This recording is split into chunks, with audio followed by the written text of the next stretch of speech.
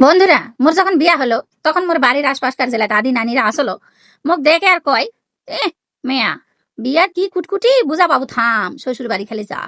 তো মুই তো তখন কিছু বুঝিনি, মুই মনে করেছি যে মোর দাদি নানিরা ইয়া কি করছে। নাচতে নাচতে মোক শ্বশুর বাড়ি চলে গেনু, মোক এসে নিয়ে গেল, মুইও চলে গেনু।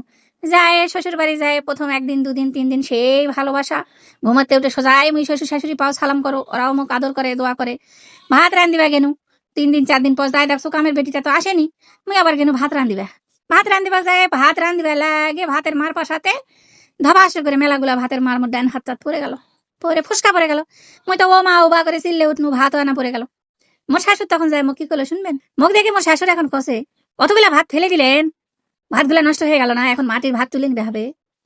মুই তো আকাশ থেকে ধপাস করে পড়নু।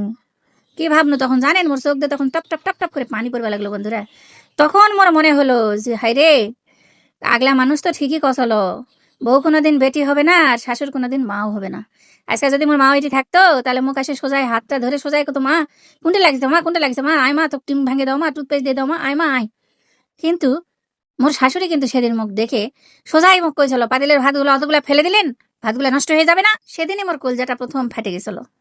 সেদিনই মোর প্রথম শ্বশুর শাশুড়ি আর বাপ মায়ের উপর তফাতটা মোর মাথার মধ্যে ঢুকে গেছিল। যারা যারা নতুন বিয়া হবেন তারাও তোমরা বুঝবেন, থামো, সবাই আউসে।